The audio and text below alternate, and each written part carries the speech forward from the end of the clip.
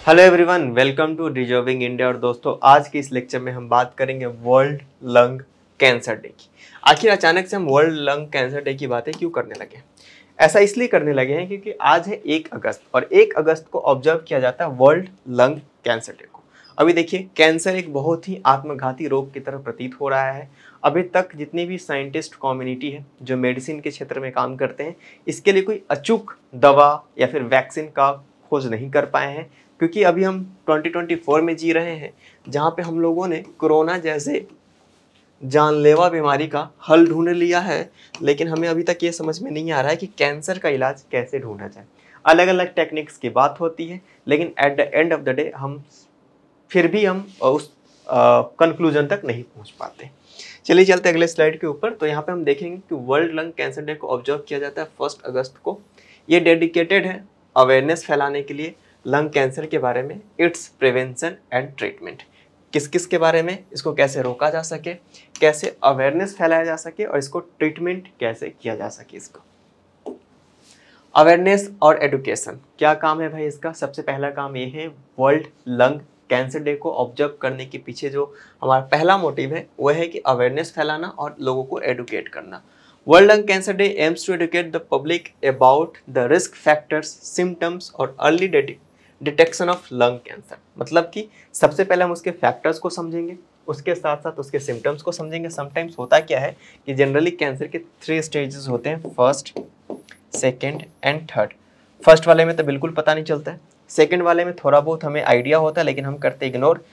जब सीवर हो जाता है, थर्ड स्टेज में जाता है, तब हमें समझ में आता है कि हम किस तरीके से जानलेवा बीमारी के गिरफ्त में आ चुके हैं और ऐसे में बहुत लेट हो चुका है, लोग अपनी जान गंवा बैठते हैं।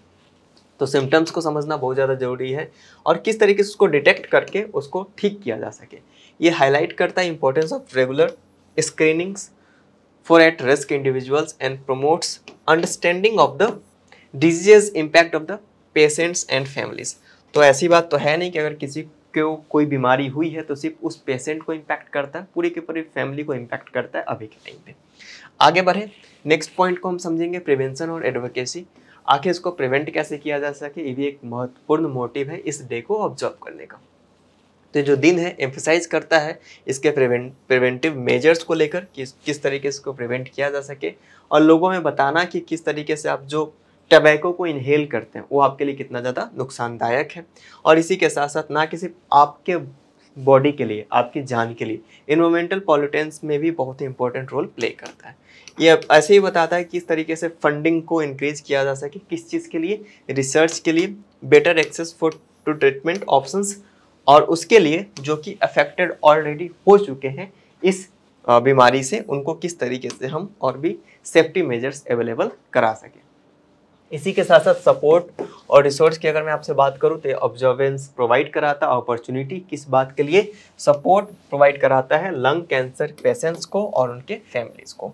देखिए, सिर्फ और सिर्फ फाइनेंशियल सपोर्ट की बात नहीं होती, कभी कभी एक साइकोलॉजिकल सपोर्ट देना भी काफ़ी ज़्यादा जरूरी होता है। क्योंकि हम रोग से तो बाद में हारते हैं, पहले हम अपनी हिम्मत हार देते हैं, तो वो भी जानना बहुत ज़्यादा जरूरी है। इनकरेज करता है कम्युनिटीज़ को ताकि वो रिसोर्सेज ऑफर कर सके, सपोर्ट ग्रुप बनाया जा सके और असिस्टेंस दे सके ऐसे लोगों को जिनको डिजीज़ को एनालाइज करने में काफ़ी ज़्यादा लेट हो चुका है, और एम करेंगे इम्प्रूव करना उनका क्वालिटी ऑफ लाइफ को, और उनको प्रोवाइड देंगे कि हम भाई, आपको एक उम्मीद है कि आप इस ट्रीटमेंट से लड़कर बाहर आ सकते हैं और खुद का ख्याल रख सकते हैं।